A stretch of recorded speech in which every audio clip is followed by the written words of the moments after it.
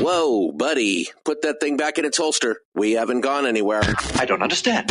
Check out the MichaelDukesShow.com for information on how to get access to the podcast. The Michael Dukes Show. I have 2 guns, one for each of you. Firearms Friday. As Thomas Jefferson stated, it is the right and duty of the people to be at all times armed. Say hello to my little friend. I say that the Second Amendment is, in order of importance, the First Amendment. The right to keep and bear arms is the one right that allows rights to exist at all. The Michael Dukes Show. The right to keep and bear arms shall not be infringed. Firearms. From my cold, dead hands. Friday. This is my rifle, this is my gun, this is for fighting, this is for fun. Firearms Friday. Firearms Friday. Good morning and welcome to the program. It is the Michael Dukes Show, broadcasting live across the state of Alaska on this your favorite radio station and or translator, FM translator, and around the world on the internet, on MichaelDukesShow.com for the audio-only live stream, on Facebook, on YouTube, on Twitch, and available wherever you find good podcasts. Not that this is a good podcast, but if you're listening to a good podcast, you could also dial down to this one and find it. And I mean, I'm in some rarefied air there, that's for sure. Good morning, my friends. How are you? This is the one day a week that we get a chance to let what little hair I have left down and talk about what I think is some important stuff, which, of course, is firearms, gun rights, the Second Amendment, gun laws, practical advice, and everything else related to firearms. Firearms Friday was created, well, first of all, kind of out of necessity, because my boss at that time was like, you talk about guns too much. I mean, because, you know, if it was a slow news day or I had something going on, I mean, I'll be honest, my default thing was to go on and talk about firearm stories because, you know, well, when it's a favorite topic of yours, you kind of fall back on it, right? At any time on any time you can. So if something was slow or something wasn't happening or I just didn't, you know, I would just talk about firearms. And he was like, you just can't keep doing that because, you know, some people just don't care about firearms. And I'm just like, man, who doesn't care about firearms? I mean, this is 15 years ago. I've come a long way since then, right? This is just 15, 16 years ago. And you know, so I'm like, okay, fine. Even this is the funny part. even he is like, man, nobody really cares about it. I mean, it's fine. We're not going to be. And I'm like, okay, all right. And yet, ironically, last time I was up in Fairbanks, we were sitting there talking, and he said, so tell me what, I'm thinking about getting an AR or an AK, and I'm trying to decide about which. Even he has come around. Another convert to the Church of the Firearm or something like that. I mean, so Firearms Friday came out, and, we decided to consolidate everything down into one day. And that actually worked out pretty well. I'm actually kind of, I'm kind of happy about it because it gave me a chance to think about things and stories and to talk about stuff.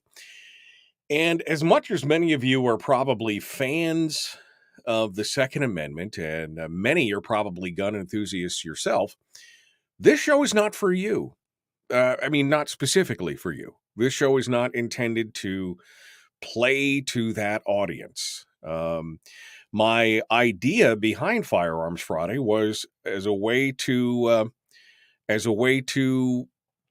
educate the people out there who may not be in the know. I mean, in my mind, I kept thinking, it would be really nice if people who were just ambivalent about firearms, they were, maybe they were not pro-gun, but they weren't anti-gun. Maybe they were a little gun curious, right? That maybe that they would have a resource to go to and to try and get some information on firearms. That's what it was all. That was what it was all about, right? Trying to find, because we have got this kind of brushes back into the conversation that we were having. I think it was, we've talked about it in the past, and I think I mentioned it yesterday, but where when you have a particular viewpoint and you are basically debating other people, those people that you are debating, you're never going to change their mind. I mean, just almost categorically never will you change their mind. So I could go and find somebody who is vehemently anti-gun, as much anti-gun as I am pro-gun, and I am probably never going to change their minds on that. But in my arguments, in the way that I talk about things, in how I present stuff, what I'm trying to do is I'm trying to sway those who may be listening, those who are, again, in the middle, who are not committed to one side or the other. And we have to do that every day. I mean, this is part of the danger, quite honestly, in the polarization that we see in America today on both sides of the aisle, be it right or left, where there are basically edges of the extreme, which, they can't be moved off their position. And if you're not with them, by God, you're 100% against them. And that's not how real life works.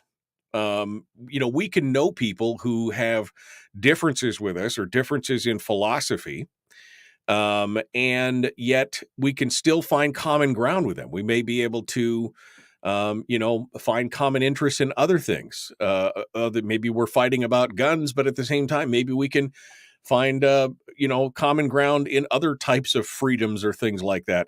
So we need to, that's the whole premise anyway behind Firearms Friday, is to try and reach out to these people and to educate them. Because let's face it, if you are going to the news media, if you are going to the entertainment industry to get your firearms knowledge, to get your gun rights knowledge, to get your gun law, Second Amendment knowledge, you are going to flunk, because most of the time, what you see on television, in far as I'm always reminded about, every time I watch a police procedural with my wife, she rolls her eyes because she's like, "What?" I mean, I walked out last night, and she was watching an old episode of Law and Order or something, and here are the supposed professionals, and this is just one glaring example, okay? And they're taking down a suspect, and old Lenny Briscoe has got his little revolver, and he's pushing the suspect around with his hand on the gun, his finger on the trigger, and he's pushing the suspect with the back of his hands to get him against the car. I mean, complete and total, no firearm safety being shown, no lawful use of force usually being shown, complete disregard for what reality is. And that's just what we're seeing in America today. And there's a case in point on this. I wanted to come to this because this is a prime example, both in our entertainment industry and even in our news media. You get CNN and you get Fox News and MSNBC, and all the talking heads get up there, and they, something happens and they bring some guy in to talk about it. And generally speaking, they have no idea what they're talking about. They may have a philosophy, they may have feelings about it, but they have no background. They have no grasp on what the legalities is of it. And in fact, most of the time, they don't even have any kind of practical knowledge about firearms in general. And I've talked about that in the past, the whole Greg Jarrett incident on Fox News after the Sutherland Spring shooting. That just, it infuriated me so. I mean, I wanted to kick my TV in. But the entertainment industry, they are classic at this. Now, you probably heard of Joe Rogan. And if you haven't, I would suggest that you may want to add him to your list of podcast listens. Joe is a unique guy. He's very, although I don't think he's ever said that he's a libertarian, but his viewpoints appear to me to be very small L libertarian. And he's got a lot of stuff that I agree with and a lot of stuff that I don't agree with, which I think is kind of a good mix when it's all said and done. And he has his podcast, the Joe Rogan Experience, and he's had some real controversial stuff said on it. You'll remember during COVID, I mean, he got the whole cancel culture thing and all this stuff. Anyway, if you haven't had a chance to listen to Joe, he, a lot of times, I think, just kind of speaks from a grounded, common sense kind of viewpoint. I may not agree with his conclusions, but I can see where he's coming from, and it's some interesting stuff. Well, recently, Rogan has been blasting on Hollywood. The New York Post and others are reporting on some of his commentary during the episode about a week ago on August 19th. He got up and said that Hollywood is hypocritical for all these Hollywood actors and figures to go out there and promote gun control measures while remaining silent about the film industry's depictions of gun violence on the big screen. And I would also argue on the small screen. He said, isn't it wild that Hollywood in general is very anti-gun, but they promote guns more than any other media on the planet? He added all their best movie, whether it's The Gray Man, which is fantastic, by the way, or whether you're watching The Terminal List, also fantastic, or Mission Impossible, it's all guns save the day, guns kill aliens, gun kill werewolves, gun kill everyone. Every bad guy gets killed by guns, but guns are bad and you shouldn't have guns. It's crazy. I mean, he's making the point that I have made many times. Nothing more infuriating than watching Liam Neeson, that great Hollywood actor from Ireland, now living in the U.S., get up and scold us publicly for wanting to own guns. This is right after I think he had been promoting his second movie in the Taken franchise, where in the movie Taken, in 1 hour and 80 minutes, or 1 hour and whatever it is, 1 hour and 63 minutes, he continues to kill 98 separate people with a handgun. And but yet he chastises us as Americans, first of all, as a foreigner from Ireland. I don't even think he was an American citizen at that point, but he's chastising us for wanting to have firearms to protect ourselves. And yet he's raking in millions of dollars portraying some guy who just goes hog wild and kills everybody. Right? I mean, the worst part about all this is that as Hollywood continues to gripe and some of the elite continue to gripe about more gun control is the answer to all the problems, when the gun control actually, theoretically, if it did roll around, it would create issues for, all the law-abiding gun owners, not really the criminals because, well, they're criminals. They don't care. But also Hollywood wouldn't have to worry about it because Hollywood pays lobbyists big bucks to get exceptions carved out to them so they can keep making movies that glorify guns and violence. Right? I mean, for example, how many movies have you seen Marky Mark? That's Mark Wahlberg. How many movies have you seen Marky Mark go out there and use a gun in? From his buddy cop comedy to his Sniper, Mile 22, and all these other movies. Now, don't get me wrong. I like Mark Wahlberg. I think he does some good stuff for what he's not the next Academy Award winner, but he's a good, solid actor, and I enjoy his movies. The thing is, Mark Wahlberg is a felon, and he's not supposed to be in possession of a firearm.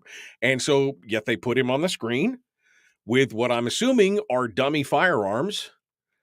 And he gets to roll around and do all this because he's got the exception. Now, if some standard felon was doing some, I don't know, home movies or trying to make a student film or something like that, and he's rolling around with even a faux gun, don't you think that the police would be a little concerned about that? I mean, Hollywood gets their own exceptions. Now, Joe Rogan talking about this, I mean, he's been, again, talking about the things that I've been talking about this specific thing for years. It doesn't simply, he's not a staunch pro-Second Amendment guy. He's been kind of coming around to the topic, but I think he's basically seeing what we have been talking about for years. The hypocrisy of those out there, specifically those who want to virtue signal. Look at me. I am going to take on the gun lobby. Wait, is that my line? Yes. Look, this is the best angle right here. I am going to take on the gun lobby, and we're going to make America safe from. Is this light good for me? Yes. Okay. I mean, this is what it's about. It's like they're beating their chest, and look at how smart I'm going to come out against. Again, not a single drop of self-awareness about how hypocritical it is. And this is what we're trying to counteract with Firearms Friday, because I continued to see this kind of hypocrisy in Hollywood, the big screen, the little screen, on the news media, with the talking heads and the so-called experts and commentators who basically had no freaking idea what they were talking about. I might tell you the Greg Jarrett story again here in sometime this morning if you want me to. If you want me to, I'll tell you about, because everybody's like, well, I wouldn't listen to CNN, I wouldn't listen to MSNBC. Those are a bunch of communists. They're commies. They're just mud-sucking commies. I'm a Fox News. It's the only thing I'm going to get that's where I'm getting my news from, because those guys are legit. Okay. You want to hear that story? You can call in and ask me about it, and I will tell you that story. Call in and ask me about it and tell me you want to hear it, and I will tell you that story. In fact, we're going to open up the phone lines right now for Gun Q&A, 907-433-3150. Reminding you that this hour of the program is being brought to you by our friends over there at Satellite West. You can find them at satellitewest.com for all your communication needs across the state of Alaska. They're the ones to go to. Go check it out, satellitewest.com. We're going to be back with more. We're opening up the phone lines. I want to hear what you have to say. Give us a shout right now. The Michael Duke Show. Common sense, liberty-based, free-thinking radio. Good morning. It's Firearms Friday.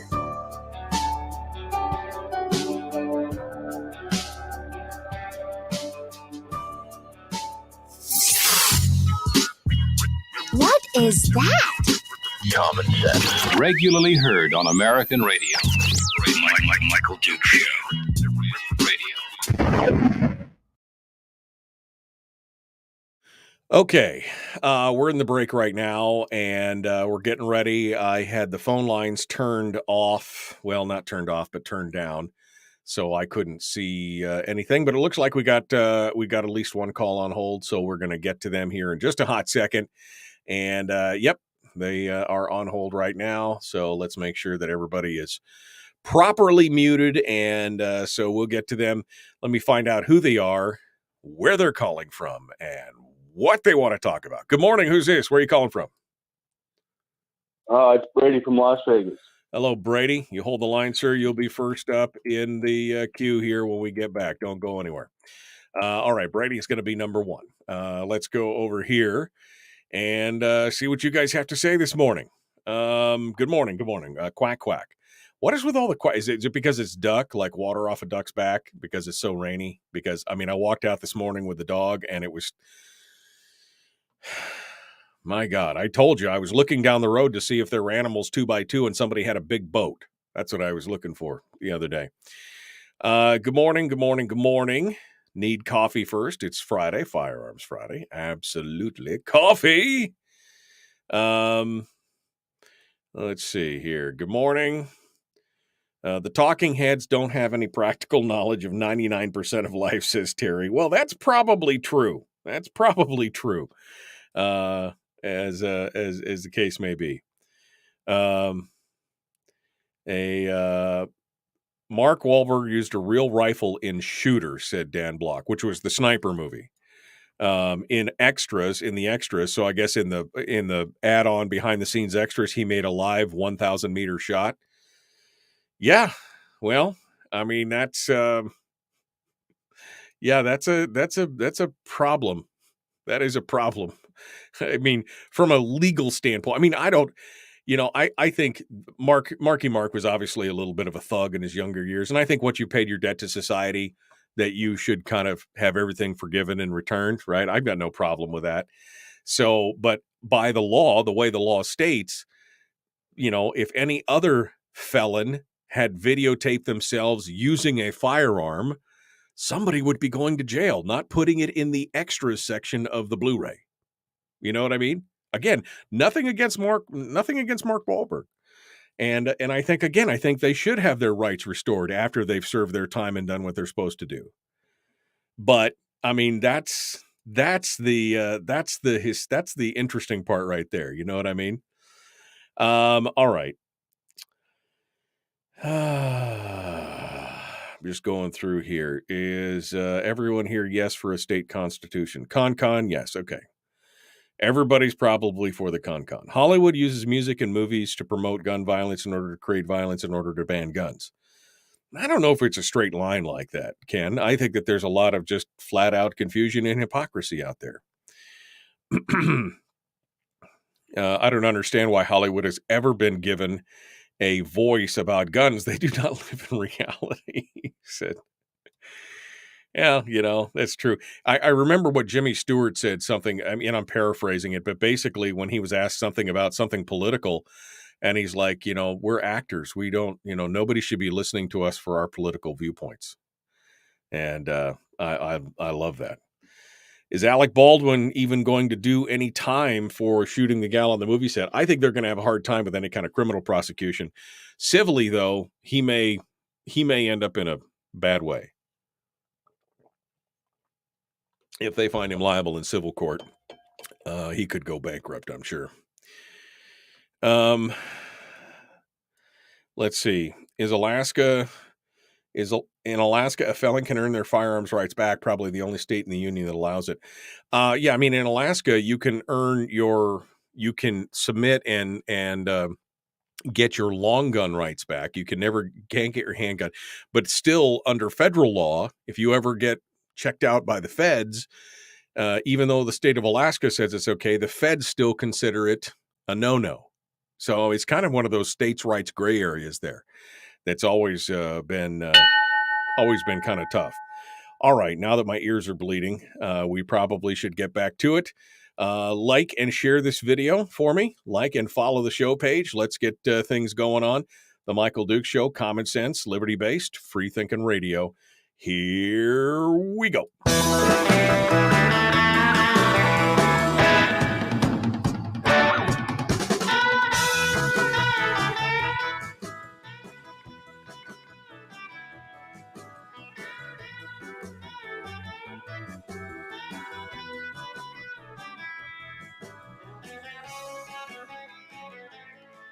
All right, welcome back to the program. It is Firearms Friday.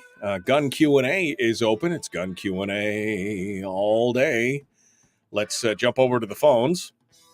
Brady is over in Las Vegas. Let's see what he has to say this morning. Good morning, Brady. What's on your mind? Yeah, buenos dias, Mike. How you doing today? Good, sir. What's going on? Yeah, I think we're going to have to change up Firearms Fridays. I want to change it Big Bomb Fridays, because all these weapons that were given to Ukrainians, now they're taking out Russian citizens, and it's okay by Big Joey and the government. You know, we're giving them all those weapons that they just took out Daria Dugina, a beautiful lady from Russia who was a proud supporter of the Russians and what they were doing to the Ukraine and denazifying the Ukraine. And it's finally getting out there because the media can't push this under the cover anymore. And the lady that did the bombing and blew her up. Brady, I'm just going to say this. I have very little sympathy for civilians that are being killed on the Russian side after thousands and thousands and thousands of Ukrainians have been killed. Whether you think that the Ukrainian government was good or bad, Nazis or no or whatever, the indiscriminate bombing of civilians that took place during the initial weeks of the Russian to Ukraine that killed thousands of Ukrainian citizens. I'm not losing any sleep over the fact that maybe one or two Russian citizens got killed. And that was done by the Ukrainians. Okay, Brady, you're done. The Ukrainians did it to themselves while the world watched and waited, and the Ukrainians took Russian tanks and rolled them down their streets. You know, Brady, you and I don't agree on this, and I think you're just a little bit mad over it, quite honestly. Anyway, it's. I appreciate your call, but that's not really the point of Firearms Friday. So thanks for coming in. All right, let's go. We were just talking about felons earning their rights back. Apparently, I need to get updated, because it used to be that you could, if you were a felon in the state of Alaska, that you could only get your long gun rights back. And Hawk just dropped me a link here to the fact that you can regain your rights for concealed carry. Apparently, I'll look at this. I hadn't seen this before, Hawk. So thanks for dropping me off on that. The Alaska Restoration of Rights and Record Relief. This is from January. Okay, good. Well, we will. I'll take a look at it. A person with a felony conviction or juvenile equivalent may not possess a concealable weapon for 10 years following discharge, unless conviction is set aside or pardoned. But you would have to have. I mean, that's concealed carry. I don't know about. You have to be able to own the firearm, and that's part of the problem. Is I'm going to read through this whole thing. All right. So thank you for that information. We will we'll take it. This is from the Restoration of Rights Project. And again, I agree. I think that if you go into prison and you're convicted of a crime, once you've done your time, you've paid your debt to society, and you can move on from there. So I think that's an important role there. All right. Phone lines are open. 433-3150, 433-3150, as long as you don't want to get into the Russian-Ukrainian thing. We will answer questions, take calls. Remember, there is no such thing as a dumb gun question. No, I mean, we could have answered it 1,000. Remember, the whole point of Firearms Friday is to demystify the firearm and demystify, to demystify the whole thing, and to answer and to counteract what we're seeing coming out of the culture. Just to show sometimes that even people who say that they are experts are not, and I'm thinking about, the Greg Jarrett's of the world and others on the internet and on the talk box who get up there and claim to be experts, or who the news media says are experts, and then they say a bunch of stupid stuff. All you have to do is look for 5 minutes on the internet, and you can find people who are purportedly experts that prove themselves wrong almost every time. I was watching I was watching a video that I stumbled across. I don't remember how I got to it. If it was anyway, it was a video of two guys on the range doing some kind of drills where they were, where they were shooting together side by side, one covering the other. One was crouched down and shooting. The other one had a hand on his shoulder and was over his shoulder. And then they'd rotate around each other. And it was kind of this dance thing. And I'm watching this going, what is this all about? And then I watch as the instructor, one is obviously an instructor wearing like an instructor uniform and everything else. I watch as the instructor comes around, pirouettes, puts his hand out, and is shooting over the top of the other guy's head when the guy stands up. And it shoots his hat, and you can see the cut across the top of his scalp. I mean, another half a second, and he'd had a hole in the middle of his head. And the caption underneath of it was, "Make sure you vet your instructors," kind of thing. And we've seen that. I mean, there's hundreds of incidences. The most famous one to me is the video of the ATF agent who's going into the schools to teach kids about guns. And he's in there, going in there to teach kids about guns. And he's got this is a Glock, and I'm the only one qualified to, in this room to hold this, and blah, blah, blah, blah, blah. And then he goes, but he's got this magazine. What he does, he drops the magazine out. So first of all, he brings a fully loaded gun in to show off, because apparently it was his carry gun. And then he drops the magazine and he goes, "This is a fully loaded gun." And he pulls it down and he shoots himself in the leg, through the leg into the foot. What he'd done is he dropped the mag without clearing the chamber. He dropped the mag out. Oh, it's empty now, right? Except for the one that's in the pipe. And it is one of the most famous videos you'll ever see. But again, this is what the famous kind of like, I'm the only one. This is where David Codrea came up with the only one kind of thing. I'm the only one that could do it. But you've got to vet who you have train you, who you have teach you. You've got to talk to other people. You got to look at their credentials. I mean, that's why, if you're down in Homer, you're talking to people like Greg Collins. If you're up in Wasilla, you're talking to Donna Anthony. Up in Fairbanks, it was Joe Nava and some of the other people in those communities. I mean, they were true experts, right? Not these phony experts. Well, here's the latest. And I didn't mean to laugh because this is it. Nobody was hurt, but it is an amazing story that this actually happened. An Omaha man had been hired by a nonprofit in Nebraska City. He's now facing charges of terroristic threats and illegal use of a weapon after conducting an active shooter drill where neither the police nor the nonprofit employees were aware of what was going on and knowing that it was a drill. I guess we're using the term drill loosely here, because usually an active shooter drill is after they've gone through some training and you tell them what to expect and you tell them how to react, and you go through point by point how this is all supposed to work. Then later on, you will have a drill to see how all of that instruction has worked out, right?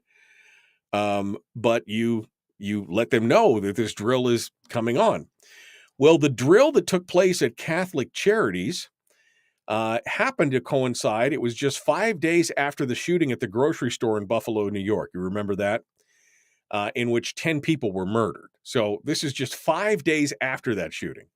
So according to authorities, officials at the charity had decided earlier in the year to put on an active shooter drill, but they were at a loss at how to do it, because most normal people are like, I think we should get this training, but I have no idea how to. Of course, they shouldn't. That's not what they do. So they ultimately decided to pay a security guy named John Channels. They were convinced by their security director to hire this guy. They stated the idea of conducting an active shooter drill had been discussed for some time due to having the new facility open, which contains a domestic violence shelter. So according to the director and the security, the compliance director and the security director, they had little idea about how to go about organizing such training, so they yielded to the security guard suggestions of hiring John Channels. Channels had claimed to have conducted other active shooter drills and claimed that law enforcement would be present during the training event and would even participate and play along with the scenario. Okay. Walter stated the channel's plan to start by shooting victims, quote unquote, shooting victims outside of the office windows and doors to be viewed by employees, and then make his way through the building with keys provided by the staff, hoping to cause employees to flee from the building or hide. Walter stated channel specifically stated he did not want Catholic Charity staff to be informed that the scenario was only a drill and wanted to feel as though they were in danger. Well, he got their wish. Some employees were so rattled by this experience that they have yet to return to work. About 9:30 a.m., Sandra Lopez was sitting at her desk talking with a friend on her cell phone. She just started working at the Bedford location after working at the South Omaha location for 2 years. She heard a noise outside her window and saw a Catholic Charities director, Dave Van Cat, looking scared and screaming, "Run, run, get out." She followed him and others and began asking what was going on numerous times. No one responded to her. Once outside the north entrance of the building, Miss Lopez said that she saw what she thought was a dead man on the ground. The eyes were closed and there was blood smeared on the face. And then she heard 3 gunshots behind her. She ran as fast as she could towards a retaining wall. She tried to jump into the dumpster to hide. She landed outside of the dumpster and curled into a fetal position. Fearing she would be found, she then ran about 3 blocks to a fast food restaurant to hide inside. When she later called her bosses to tell her she was okay, they informed her the event was part of a scheduled training. I mean, did they even talk with the employees about what they should? Again, there's no indication that they gave them any briefing on what should happen if there is an active shooter situation.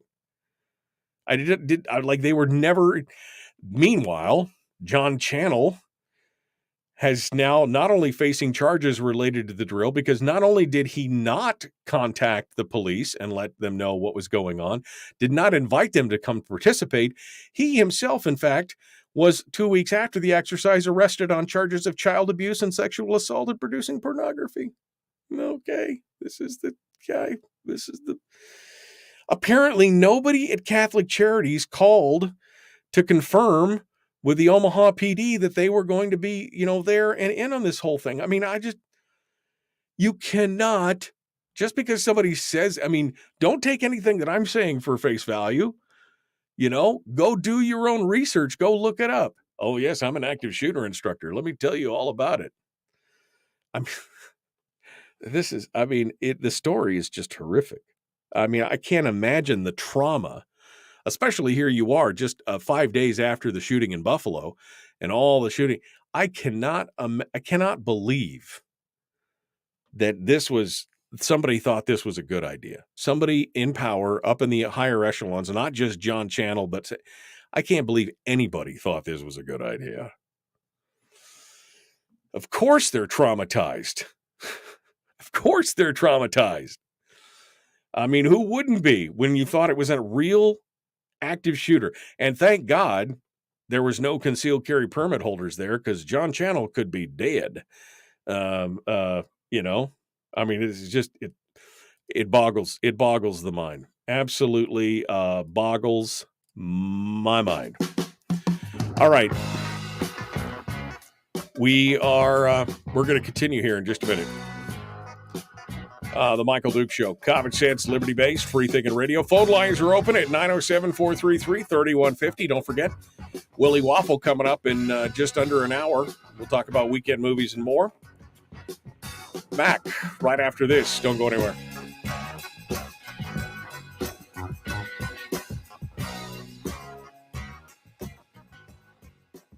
If you missed the show, you can listen to it on your time with Dukes On Demand. Oh, and it's free. Like America used to be. Streaming live every weekday morning on Facebook Live and MichaelDukesShow.com.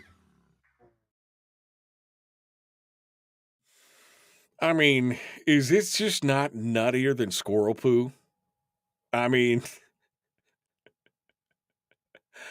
You think about all the things. This is from the New York Post said, Douglas County Attorney Don Klein said it's hard to conjure up all the things that could have gone wrong. One of the employees could have had a heart attack while fleeing. Someone could have taken out a gun and fired at Channels. An officer could have done the same thing, killing Channels or somebody else. Channels could have inflicted damage. They referenced the Rust movie at that point. Klein said it's also hard to imagine what was going through Channel's mind. Was this some kind of video game cosplay he found exciting? I mean, I just can't imagine what is going on. As for Catholic Charities, the Douglas County prosecutor says they won't be filing any criminal charges against anyone at the nonprofit, calling it a civil matter instead.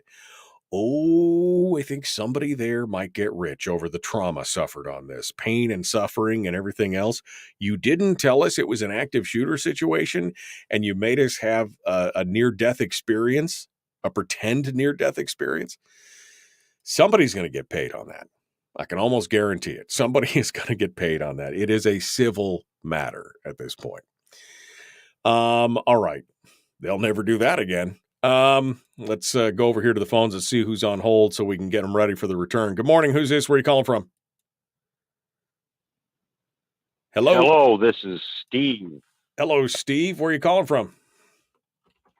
I'm in the interior. In the interior. Okay, Steve, you hold the line, my friend. You will be first up in the queue here. Well, I don't really need to be on the air. I just thought I'd give you a couple talking points. Okay, sure. Give us your talking points. What do you got? Well, there was an active shooter in Nenana yesterday. Well, I didn't hear that. I didn't even heard about that one. Yeah, check that one out. And also a little tidbit. You don't really have firearms insurance from the NRA if you live in Alaska. No, I don't. Because of some.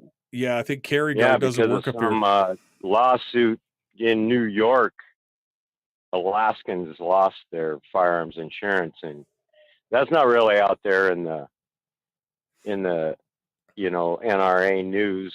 Right. But I got that from some friends of mine that lost their house in the Clear fire, and they tried to collect on their firearms insurance, and lo and behold, the NRA stuck it to them. Well, there are several other organizations that offer that. I know Kerry Guard has had some problems covering stuff in the state of Alaska in the past, and then the New York Attorney General's lawsuit against the NRA basically kind of that struck the hammer, so to speak. They're having some real issues right now. Yeah. So. All right. Well, I think it has something to do with that. I'll look into this thing in Nenana. Right. I don't I'll see be listening on the air. Yeah, I don't see it. Do you have any is anybody reporting on it in Fairbanks, this Nenana thing? Because it's nothing in the Anchorage paper about it. I heard it from friends in Nenana first thing in the morning. A local kid, I think he was in his 40s, went to high school there in Nenana, and went off the deep end. You know where HUD Row is there? Mm-hmm. Nenana, the HUD homes. Yep. Somehow they had him contained there. The school was on lockdown. Several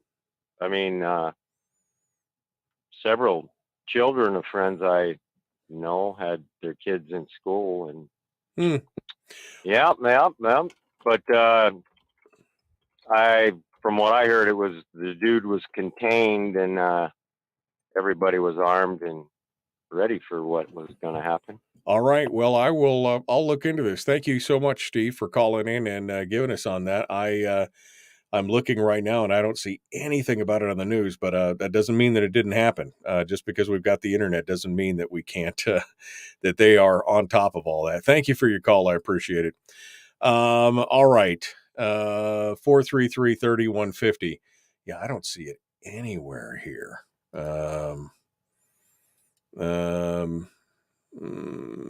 Shot after damaging. Yeah, I don't see any of it here.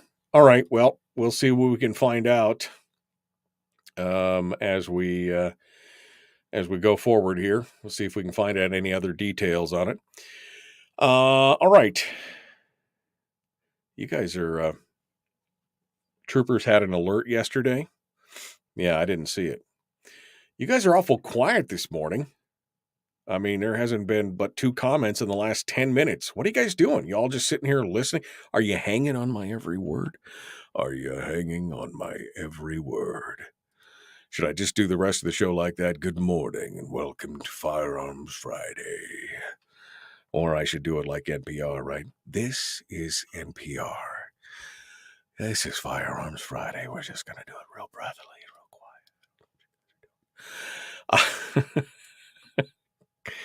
Guys are crazy. All right. Well, you know what that means. I need more coffee, said Susie.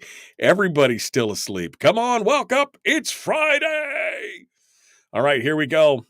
Common sense, liberty-based, free-thinking radio.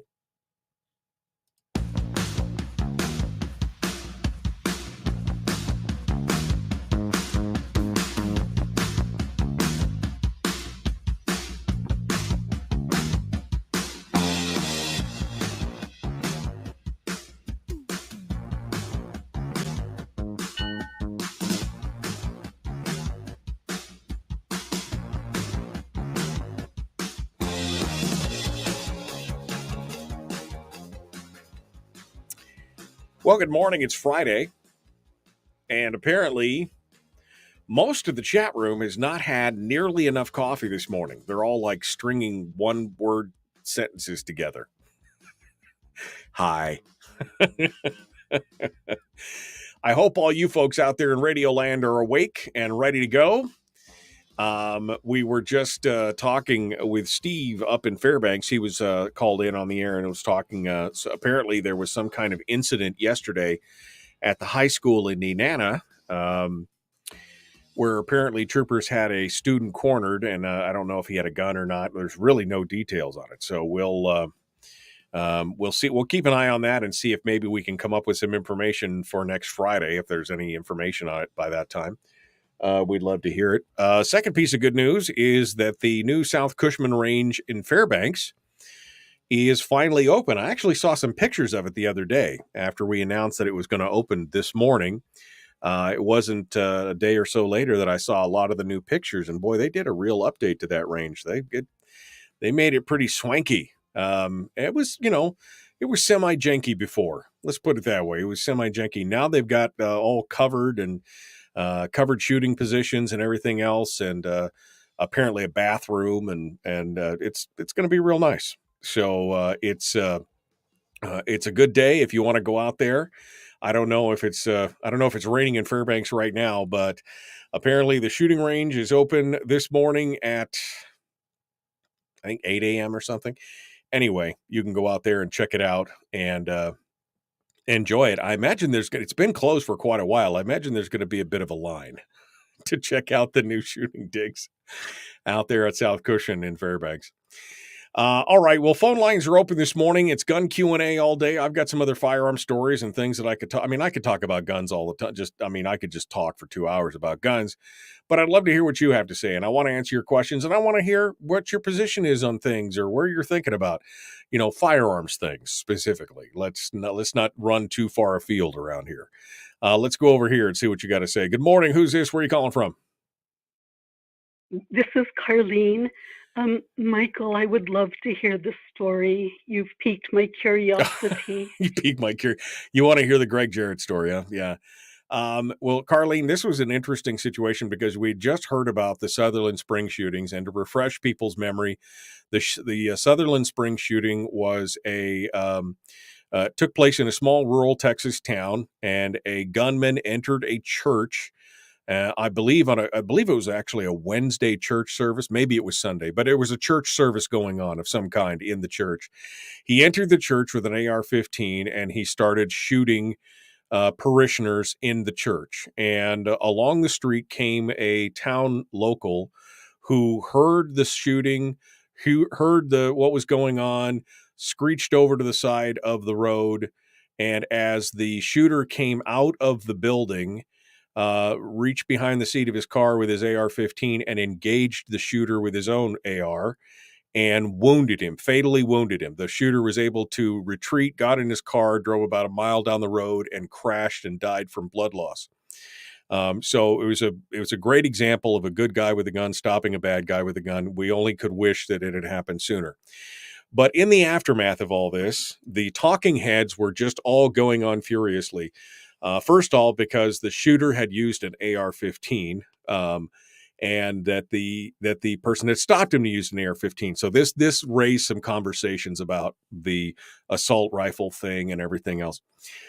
So I'm watching Fox News about this, and Greg Jarrett, who up until that point I thought was a decent commentator and reporter, got up there and they brought him onto this segment. And I don't know why they had him in there as an expert, or maybe he was just supposed to be commentating, but he was so agitated by this whole thing. He obviously was upset about the fact that these people had been killed, which I understand totally. But then he got up in there and he started talking about the AR-15, and he goes, this is the, it's totally unbelievable. And it's totally unacceptable. You shouldn't have this AR-15 because, with an AR-15, you could just go in there and you could just flick this little switch and it turns into a machine gun. Now, this is the guy that they're holding up as one of their thought-provoking, intelligent, common sense commentators, and he's obviously agitated, and he's going on and on about this AR-15, and a couple times he said, you could just flick this switch and it turns into a machine gun. And the problem is that that's completely untrue. There is no magic switch unless you have a military grade M4, M16, in which case, yes, you can go from single shot to full auto with a flick of a switch or a flick of a button. But if it's a private civilian style AR-15, that just doesn't, it's not true. It doesn't happen. The problem is most people are going to believe what they hear. I was so angry about this, so agitated, and it just proved to me yet again. At that point, I had come to the realization that Fox News was just as bad as a lot of the other ones. They just skinned it a little differently. And that just proved to me why Firearms Friday was so important. So that's the story, Carlene. You got it right there. In one of my books, and I don't even know which one, I read a lot of books, there was a shooting in a church, and the FBI stated that it was the security that took the person down. But in actuality, there were like 18 or 20 parishioners that had concealed carry there. No, that's exactly it. And they were volunteers who had volunteered for security. This has happened several times. There are volunteers who had volunteered to be security. And so what they were was that they were citizens who had taken it. So they didn't classify it as a citizen taking down the bad guy. They classified it as security taking down the bad guy. A classic manipulation of the numbers. We talked about that one specifically with Dr. Lott last week.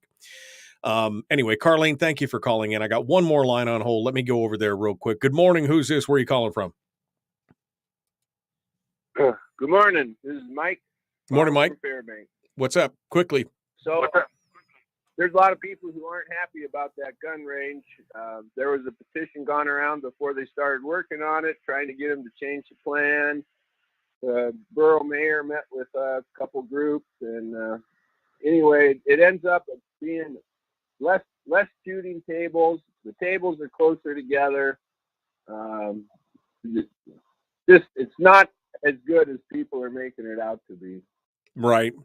Well, like I said, all I saw were the pictures. So I'm sure there were a lot of people upset. I know that they were talking about redoing that range before I left Fairbanks. There were plans on the table to start doing some of those changes.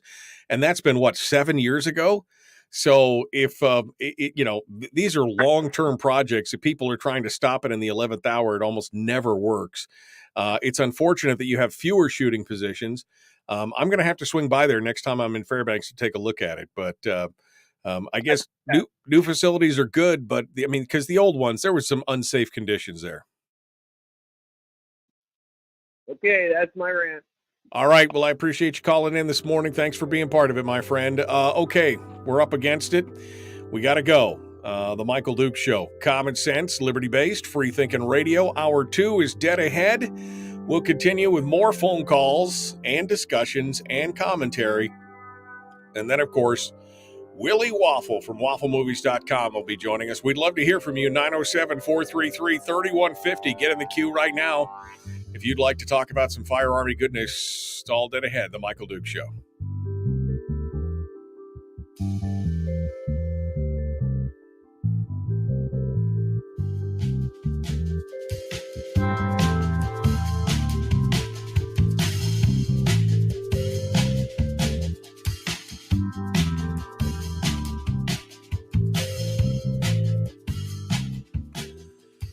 Okay.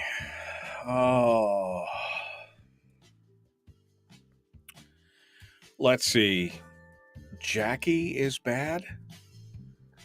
I don't know. I need some context for that one, Brian. I don't know what that's. Do a Bob Ross painter guy voice for us. Happy Gun and Happy Gun over here and a few more right here. And remember, there are no happy accidents. Those are negligent accidents. That's what they are. They're not. We can make them happy. We'll just paint a little waterfall here over the. It'll be a red waterfall because you disobeyed the 4 gun laws. One of the 4 gun laws when that happened. And right over here, we'll have another gun in this one. And it'll be in a tree. You'll see it there. It'll be a tree with a gun, and it'll be fantastic. And okay. No. Okay. If the government can have full auto, then so should I. Well, you can. You just got to beg the king's permission, right? You got to pay the tax stamp. You got to get fingerprinted. You got to go through the whole background check thing, and then you got to spend thousands and thousands and thousands and thousands of dollars on a gun that cost all of $200 to make. Colorado Springs. Janky, you said the range was janky. Oh, janky, yeah. Yeah, the range was janky. I mean, they had some overheads, but it was like corrugated, metal roofs that had been, and there was bullet holes everywhere. People had shot through the thing. I mean, the range is an unsupervised range. And so people just, I mean, they did not treat it with respect. They did not treat it with respect at all.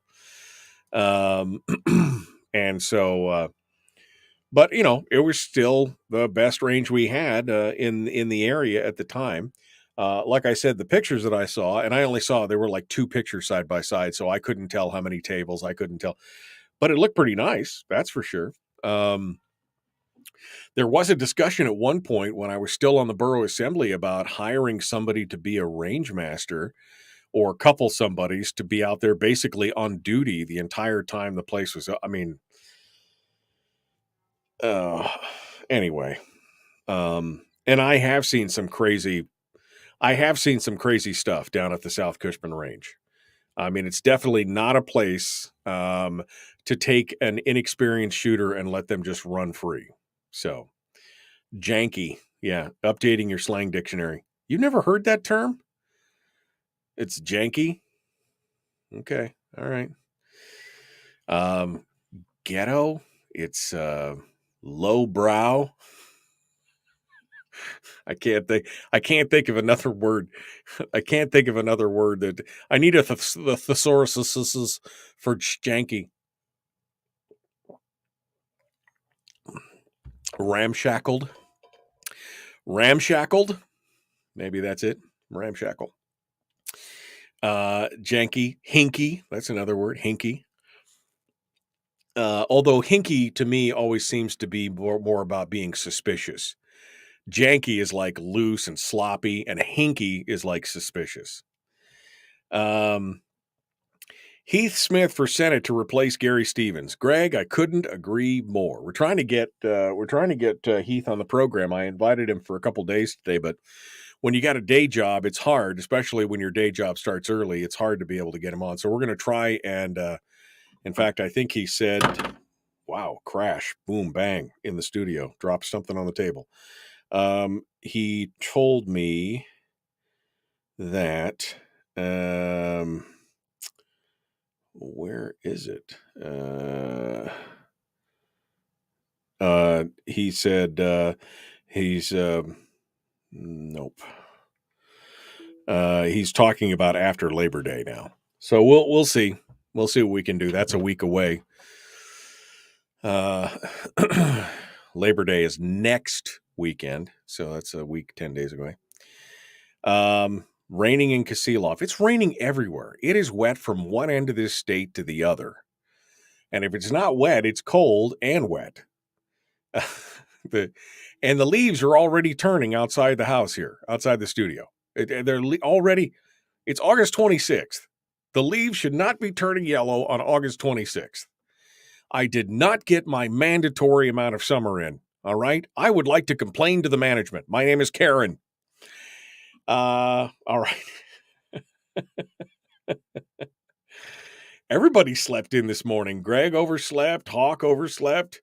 Everybody's sleeping in today. I think it's the rain. The rain does make it nice when you sleep, when you can hear it on the roof and everything. That's good stuff. All right, I got a new caller on hold here that apparently I didn't notice came in. Let me go get their name real quick. Good morning. Who's this? Where are you calling from? Hey, morning, Mike. It's Fred. How you been? Hey, Fred. Good, my friend. Will you hold the line? I'll be right back to you. We'll start off with you.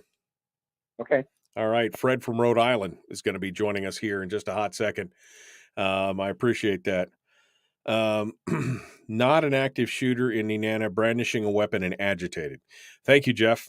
I couldn't find anything on it in the News Miner or in the Anchorage Daily News or anywhere else. I didn't go to the Trooper website for their... I'm sure that they've got a listing somewhere of their tweets or their reports or their things. I can't do that while I'm live. I need a producer to help me with that. But anyway, all right.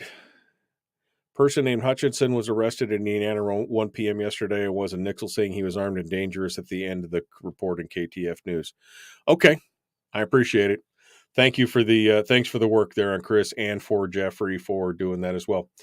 All right, folks, let's get going. Here we go. Hour 2 is dead ahead. Fred's up first. The Michael Duke Show, Common Sense Radio.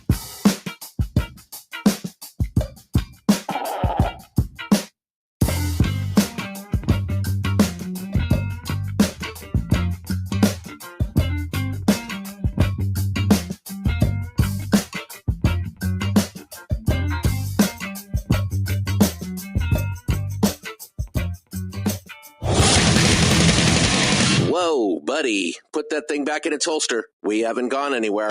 I don't understand. Check out the MichaelDukesShow.com for information on how to get access to the podcast. The Michael Duke Show. I have 2 guns, one for each of you. Firearms Friday. As Thomas Jefferson stated, it is the right and duty of the people to be at all times armed. Say hello to my little friend. I say that the Second Amendment is, in order of importance, the First Amendment. The right to keep and bear arms is the one right that allows rights to exist at all. The Michael Duke Show. The right to keep and bear arms shall not be infringed. Firearms. From my cold, dead hands. Friday. This is my rifle, this is my gun, this is for fighting, this is for fun. Firearms Friday.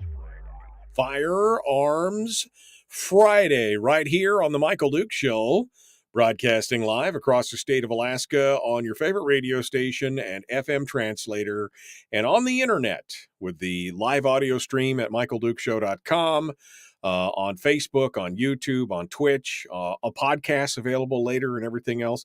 It is Firearms Friday, and so we are getting a chance to dive on down into issues of a Second Amendment nature, and with that, we have what we like to call Gun Q&A all day, which is questions and answers and basically discussion. It's a roundtable chat about firearms.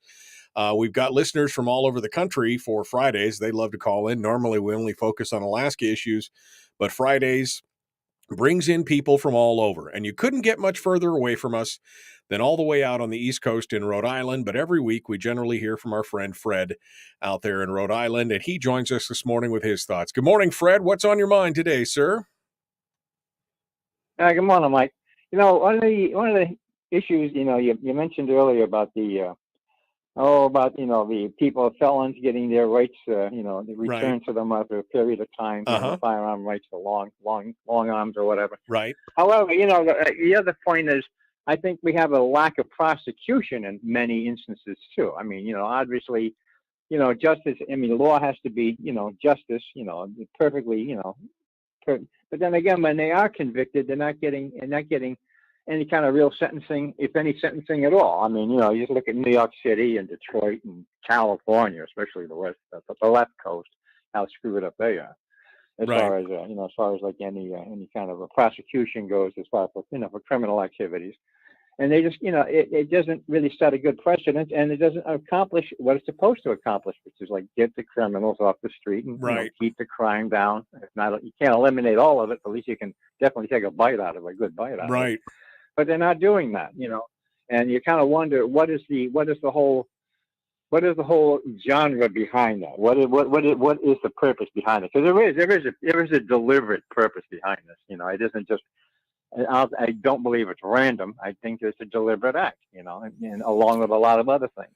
Well, and the other thing is this one part of society condemning the other part of society. In other words, as a 2A supporter, as a gun owner, as one who believes in the Second Amendment, the Constitution, the Bill of Rights, there are other people who just want to bury you as deep as they can dig the hole just to get rid of you, and they don't give a damn about your rights or anything else. They just want to steamroll over you and just keep right on going.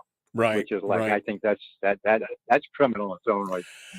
Well, I think that, and I think that's a problem, but I think it's a separate issue. I want to go back to the issue of what you were just talking about with some of the non-prosecutions or lax prosecutions or low penalties, and what we're dealing with there, Fred. I think it is such a multifaceted issue. First and foremost, on the restoration of rights, I think that if you put somebody in prison for a crime, let's just say somebody made a bad judgment, they committed a crime, they got caught, they go to prison, they do their time, they want to get their life back on track. This day and age, it's harder and harder. If you go to prison for something like that, you couldn't just go to prison usually and then come back out and get on with your life, because now you're reporting to everybody that you're a felon, that you can't get a job, you can't do certain things, you can't vote anymore, you can't have your gun rights. I mean, all these things, it definitely makes it hard to get your life back on track, and it creates this recidivistic circle where we're kind of feeding them back into where it's easier to become and stay a criminal now because you made one mistake and now you're on the wrong side. I'm not excusing it, but I'm saying there needs to be some pathway forward for people to be able to get back on track, restore their rights, and let that stuff be forgotten, including voting and firearms and everything else. I agree with you that the prosecution of these crimes should be looking, instead of creating more and more laws, making more and more criminals out of everyday citizens, you should enforce the laws that are on the books, including, straw purchases, Form 4473, violations and everything else. All of those things should be looked at. And especially if you were a straw purchaser and you're purposely buying guns for other people, and it's been proven that you're buying guns for other people, then you should be, basically marked as an accomplice for any crime that is committed with that firearm. I think that there has to be, and it's been shown that they have not been following up on that. And in fact, of all the NICS background checks where people, knowingly and admittedly go in there and fill out a form knowing that they're not eligible, they said that there's something like 17 or 18,000 of those a year where they had tried to get a gun and they get denied. It's a crime to attempt to get a gun if you're a felon, if you're a prohibited person, and yet they weren't prosecuting any of those crimes. So you're right. Again, I think what you're saying, and you can correct me if I'm wrong, I think what you're saying is enforce the laws that we already have on the books and put the proper penalties to them instead of making it a revolving door, and give people a chance when they want to get their lives back on track. Well, I agree with the other part of it I'm going to bring up. Yeah, there should be a pathway back for these people who have been, who served their time and want to clean their record up, so get back, get on with their lives. But, you have to have some skin in the game, too. Apparently, we live in a society where everything's free, everything's a giveaway, and it's all there to just promote blow their own horn, and how wonderful the progressives are, and how wonderful the Democrats are. And of course, the no good Republican, deplorables, they're evil, they're bad. And, and they're doing it with taxpayer dollars, don't you know? So, that really just goes right up my spine, in the wrong way.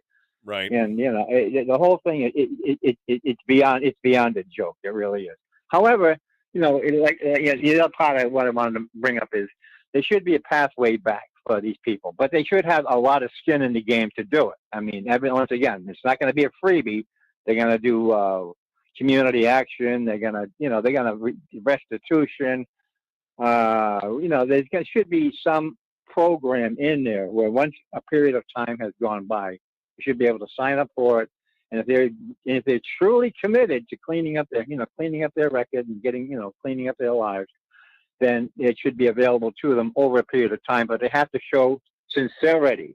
It's not going to be handed to you on a golden platter. You're going to have to work at it. But once you do it and you achieve it, then you've accomplished. Then you're right back where you should be with a clean record. And apparently they don't even want to look at that. It's either going to be a giveaway, so they can go harvest some more votes, and make it look like, look how wonderful we are. We just cleaned this guy's record up. Well, this guy was probably a murderer and everything else, and had all kinds of problems. It's the reason why he's in prison for the first place. However, over a period of time, if he wants to put enough time and effort into it, he should be able to clean his record up over a period of time. I'm saying maybe 10 years after the fact that he got out, even start talking about it, and then go through the courts. I think, I agree with you, but I think the time frame should be shorter, simply because try to live for 10 years after you get out. If you have to wait 10 years to get everything back, how are you going to live and operate and survive for 10 years if you can't get a decent job, if you can't make a difference in the system? You can't, to me, here's the thing. If you paid off all your fines, and this is what Hawk is saying in the chat room, he says, pay off all their fines, be off parole, be off probation. If you pay off all your fines, you're off parole, you're off probation, there should be some kind of, then you should be able to have that restorative process start and get done so that you can get back to your life, pay, because that's the completion. Well, that's the completion of the payment of your debt to society.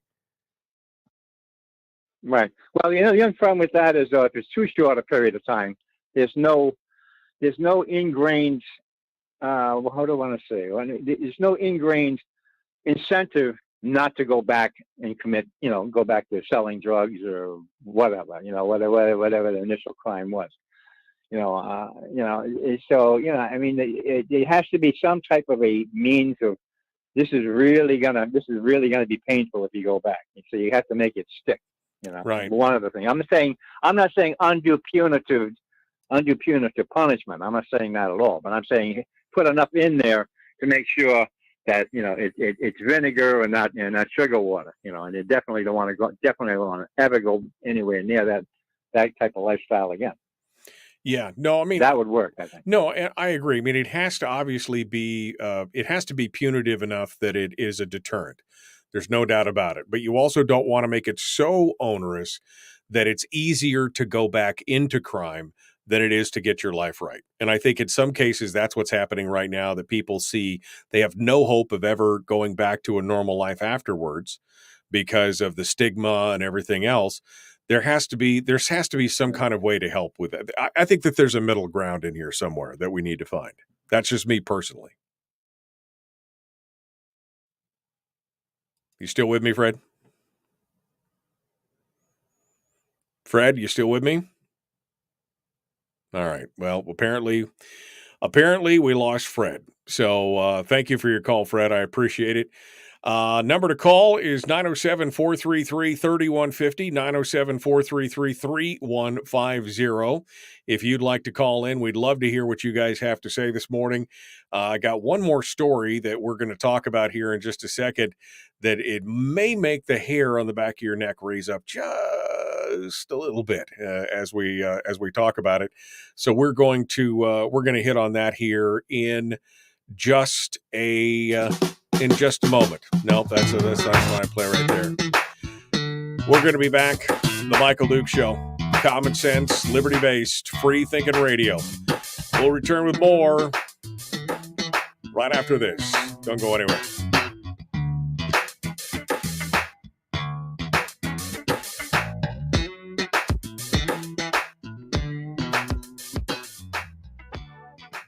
We're broadcasting live through a series of tubes. Allowing all of these entities to provide streaming stuff going on the internet. Well, it's kind of hard to explain. Sorry. Streaming live every weekday morning on Facebook Live and MichaelDukesShow.com. Okay, we're in the break right there. Don't be like Fred. Don't use AT&T phone service. You get your long gun back as soon as you get off parole and probation and pay all your fines. Senator Shower having a meet and greet, 8/27, which is tomorrow, 6 p.m.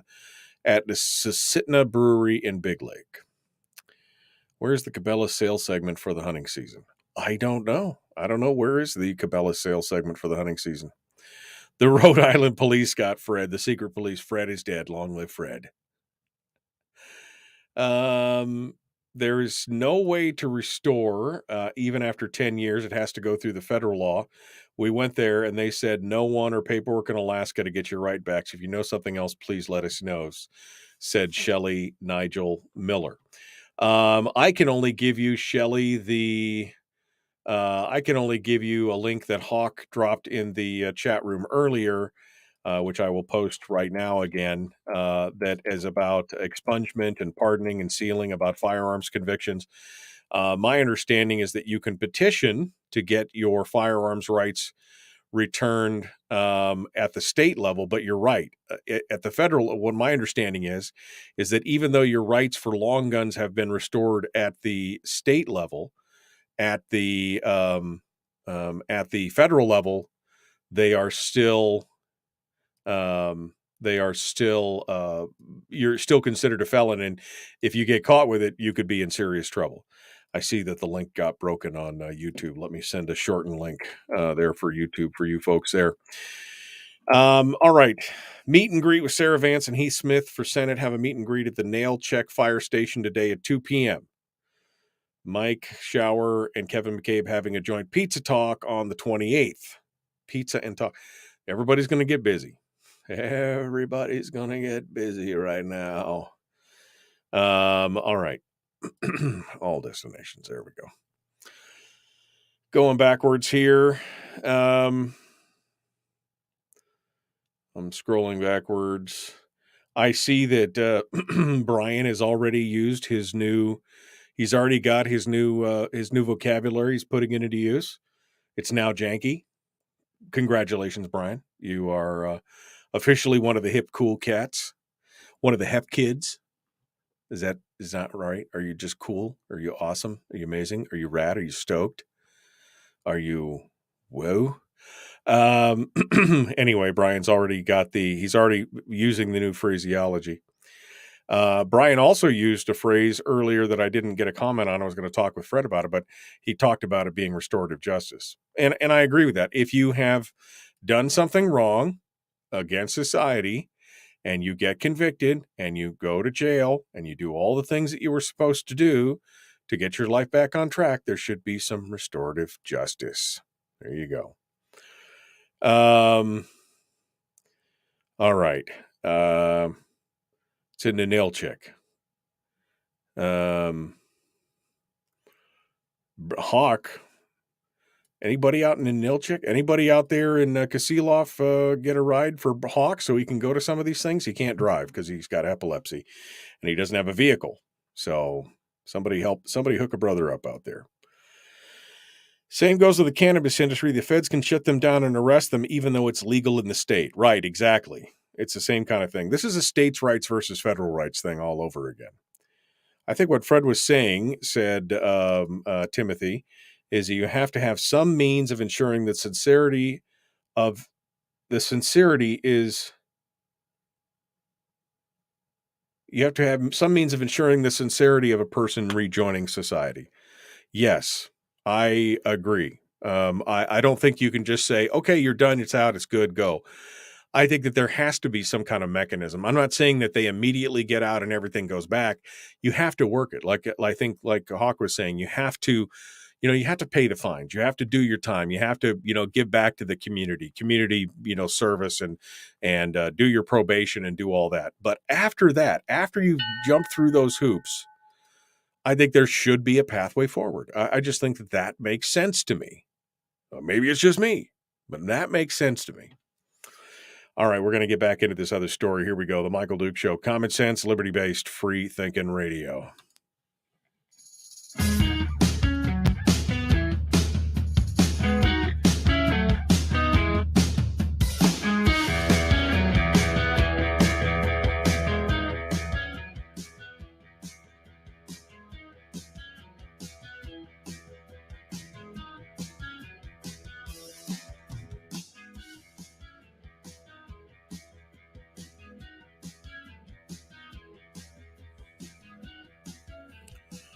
Okay, one final segment on Firearms Friday before we dive into this with our friend Willie Waffle from wafflemovies.com.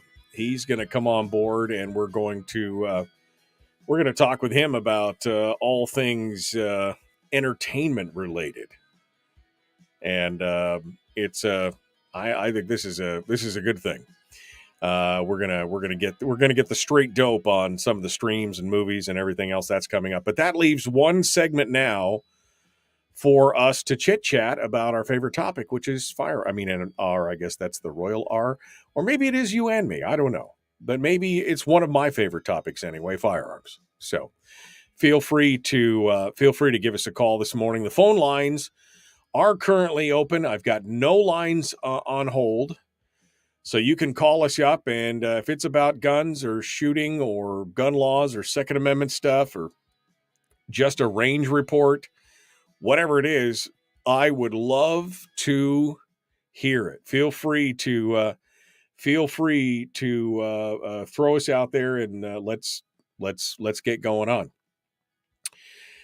Here is 907-433-3150 is the phone number. I guess I should have thrown that out there. Thank you for folks to come check it out. All right.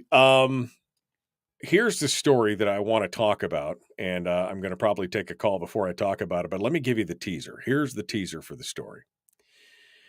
Recently, the ATF, that's the Bureau of Alcohol, Tobacco, and Firearms, has taken an unusually aggressive approach to cracking down on straw purchases. We've been complaining that nobody is looking out for straw purchases and everything else, but there is a dark side to the idea of cracking down on just straw purchases. They've been showing up at gun owners' homes and asking questions about their recent purchases. Now, so far, the mainstream media has pretty much ignored these issues. But now Senator Joni Ernst of Iowa is demanding answers from the Attorney General, asking Merrick Garland about the agency's knock and talk actions. And it could come under some scrutiny from both news outlets and from politicians in Washington, D.C., because of the way that these knock and talk incidences are happening. This is not a single agent showing up at somebody's door asking questions. This is a squad of tacticated, full battle rattle ATF agents showing up saying, "Show me your guns." And that could be, we're going to get into this, but it definitely could be a little troubling. We'll talk about this here in just a second. But first, your phone calls reign supreme. So let's go over to the phones first and see what you have to say. Good morning. Who's this? Where are you calling from? Yeah, this is Murph calling from the Denali Borough area. Well, Murph, where you been all summer? You've been busy. Haven't heard from you. How are things going? Pretty good now. I ended up having to evacuate 3 different times from the clear fire. And my 11-mile trail, there might be maybe 1 mile of it that's not burned. Oh, wow. It was that close, huh? Yeah. 12 feet from one of my outbuildings, burned part of my greenhouse, and was 20 feet from my cabin that I have out by the highway. Oh, wow. Plus, came close to the cabins out here in the Homestead area, too. We lost a few. Oh, wow. Well, I'm glad to hear you made it through okay. And I guess with all this rain now, you don't have much of a danger of fire at this moment. So maybe you've dodged the bullet for the rest of this summer. Well, there's still one area where it's kind of smoldering. It's kind of a swampy area, and there's always that issue of the fire getting into the duff and possibly kicking up again, next some are from winds and stuff because Right. it's burning under the ground. You Right. never know. Yeah, you could go through a whole winter and in the spring it just bursts back to life. We've seen that happen for sure. Murph, what's on your mind today? Yep. What do you got going on for Firearms Friday? I was wondering. I kind of slept in a little bit this morning, which is unusual for me. But did you hear anything about the Nenana school being in lockdown yesterday because of an active shooter? Yeah, I heard about that, and I could not find anything about it. Luckily, some of the listeners went out while I was still on the air talking about it, and they brought me a little bit more information. Apparently, it wasn't an active shooter; it was a brandishment. Apparently he was brandishing a firearm and he was agitated. It was apparently a student. According to KTVF, there was a note on it that said a person named Hutchinson was arrested in Nenana around 1 p.m. yesterday. There was a nixle saying that he was armed and dangerous and that he had been apprehended. And apparently it was a brandishing a weapon and some agitation, but apparently not a shooter. Not that he was not actively shooting, that he just had a firearm and was brandishing it. But that's all the information that's out there right now. That's not the story that I was told. My son was actually in Nenana. I have several grandkids and great-grandkids that attend the school, and he told me they were looking for a person that was about the same age as my son, 45, who had gone to school in Nenana with my son. And there were all kinds of troopers, and even the fire department people were all armed and everything else like that. Because this person supposedly was threatening to go to the school and shoot up a bunch of kids. Right. So he was threatening, but then the next thing, because my son called me and told me what was going on, and then maybe a couple of hours later called back and said that they had arrested the person or whatever. Right. So he threatened to go to the school, wonder but what the story really is. Yeah, he threatened to go to the school, but apparently didn't. Is that the case? That's how I'm reading it. He may have threatened to go there, but he didn't. Yeah. Okay. But everybody in town was pretty much locked down. My daughter was in her house with her daughter and one of the grandkids that was already home from school. And they had the doors locked and the pets inside and guns laying on the table just in case. Yeah, I couldn't think of probably a worse community to try to do that in than Nenana. I mean, you blink and you miss it. It's a small town, but pretty much everybody around there is armed. Yeah. That's probably not a good place to try and do that. So, all right, Murph, anything else before I let you go? Nope, I'll listen to the rest of the show. All right. Thank you. Stay dry out there. Thank you for calling in this morning. It's Murphy up in the Denali borough. Let's go over here. Good morning. Who's this? Where are you calling from? Morning, Michael. It's Bull Fairbanks. Hello, Bull. What's on your mind? I caught what you were saying about the ATF doing their little SWAT raids on people because they bought a gun. Yeah, things ain't going good. That's not a good way to wake up probably at 5 o'clock in the morning, eh? Yeah, no, it's a little disturbing when you read the details of what was going on. That this is strictly intimidation tactics by the ATF. They show up based on the fact that you may have bought a certain number of firearms within a certain number of months. And they say the ATF agents knock on the front door of a private residence and they ask the resident to display a recently purchased firearm as proof that the resident did not conduct a straw purchase. Now, the agents are driving to the houses in full gear, battle rattle, bulletproof vests. They don't inform the residents of the home that are producing a firearms that production wasn't optional. They're not showing up with warrants. They're just showing up in full intimidation factor, bulletproof vests and all, and saying, show me your gun, with no warrants or anything else. I mean, it's questionable as whether this is, really, it's legally questionable if this is an investigation or if it's just flat out intimidation. Yeah, but the legally questionable is what, $50,000-$80,000 away till you go through the court system. They know the game. Exactly. What I wanted to bring up, people need to realize we got election coming up in November. They already look at the election of 2020. Everybody can have their own opinion. I have mine. But realistically, if the Democrats would pick up 2 more seats in the Senate, game over. Right. And if you want to understand how that works out, do you remember Hurricane Katrina? I do. And Ray Nagin. Okay? Ray They Nagin didn't worry and the whole about what was they didn't worry about what was happening in New Orleans. But when they went through, remind me, when they went through the suburbs and pulled people out of their houses and confiscated all the weapons, remind me, how many people fired weapons trying to retain their weapons? I think there was one person in the entire thing that fought back at all at that point. Yeah, I recall that. But he didn't fire. Yeah, but he didn't fire a gun. He simply physically fought. Right.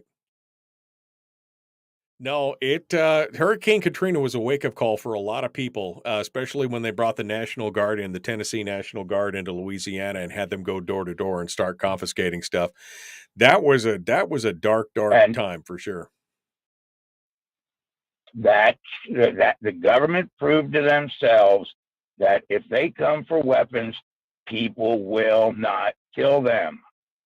People have to realize that if this comes down and it goes that way, it's over, and people need to think about it. Yeah. Y'all have a good day.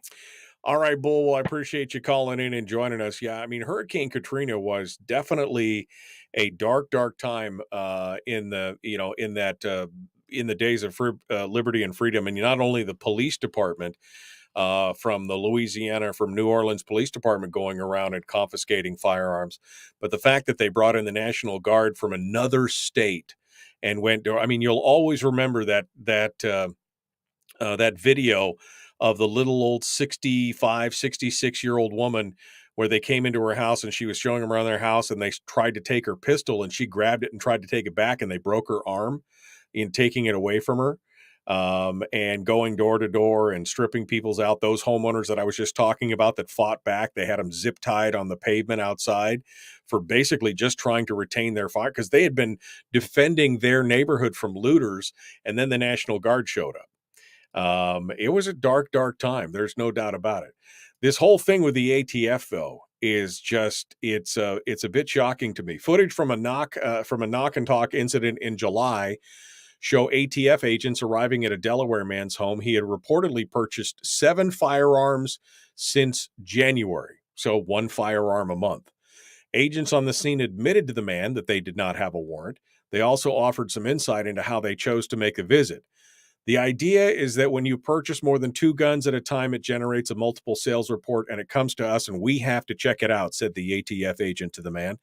That's all this is. You did nothing wrong. Absolutely zero. Now, ultimately, he produced one of the firearms and the agents matched the serial number to one of the things that he had and then they left. This is some crazy stuff, folks. We got to go. The Michael Duke Show continues. Common sense, liberty-based, free-thinking radio.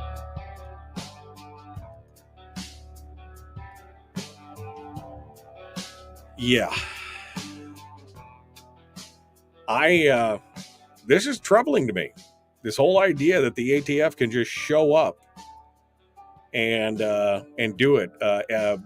Bearing Arms has got actual video of this going on where they have the officers on the front porch. You got to go check this out. I'm going to drop this link in the chat room so you folks can watch this video at your leisure.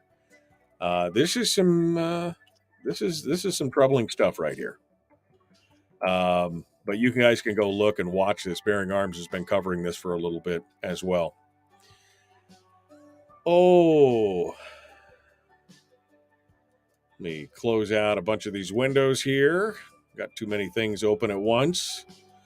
We'll close out the phone lines because Willie is going to be joining us here in just a few moments. Goodbye. Thank you so much, phone lady, for helping us out there. I appreciate that. All right, look, I closed a whole bunch of real estate on my screen. Now I've got more. It's funny. I'm working on 2 things. I guess I should keep you guys, since you guys are the diehards who are here with us. What do we got? 40 people in the chat rooms combined. I spent a good portion of the last couple days redoing the show website. And so we're going to have a whole brand new website up there, and it will have, all kinds of good information, including lists of places where you can listen to us on terrestrial radio, listed by city, so that you can see that. Also, we'll have all the different podcast links and the places you can go to listen to it, and a place where you can listen to the podcast right there off the website. You just scroll through and listen to them there. We've obviously got the live stream link. We've got information on the Common Sense Corps. We've got all the contact information, including the live, phone number and email address and everything else. We've got a contact form on there, and it's going to be it's going to be a good thing. So I guess my question to you is, America needs to get their gun laws more in line with Canada. Good luck with that, brother. Good luck with that. My question is from you is, what else would you like to see in a website? And there's going to be a store. So you can buy Beard Curler coffee. So you can buy, 6 o'clock club t-shirts and mugs, and my new censorship t-shirt, which I love. I'm in love with. I just think it's so cool. The Just Say No to Government Dough t-shirt and some other things. That's all coming here in this next week. I'm finishing things up right now. So I want to know if there's anything that you guys specifically would like to see on a website for the show that, if you were going to go, if you've never been to my website and you whatever, that's fine. The old website's still up. I haven't turned the new one live yet, but is there anything that I'm missing? Because I've got podcast links, I've got Common Sense Corps information, I've got information on where you can listen to the station, I've got all the social media feeds and links on there, live stream. What else am I missing? Maybe a good news tab? I might do that. Maybe I can. I got to figure out how to import that, because I don't have time to continually. I don't have time to continually, type in stories that I find. Girls on a trampoline. Oh, I like being married to my wife, Bill. I don't think that that's a good idea. I just don't think that that's a good idea.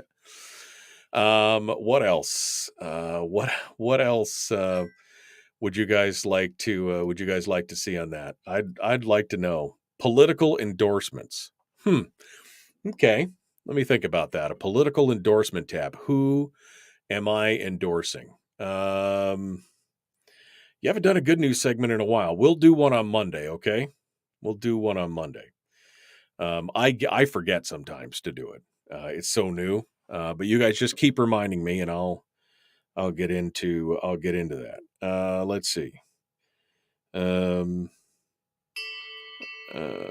Okay. All right. You heard somebody just text me there.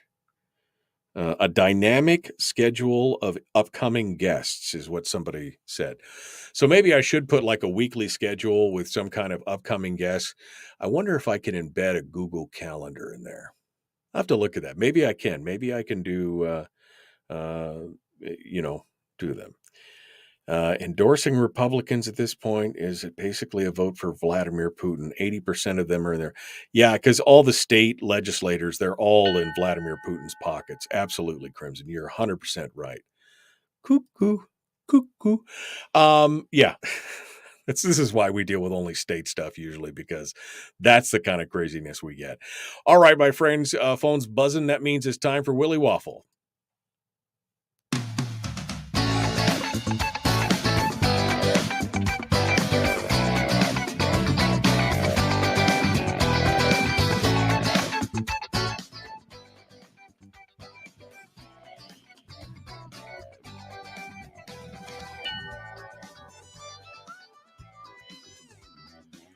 All righty then, we are ready to go. We're about to jump into this. Willie Waffle from wafflemovies.com is our guest, and we're doing the weekend movie review. That's what it's all about.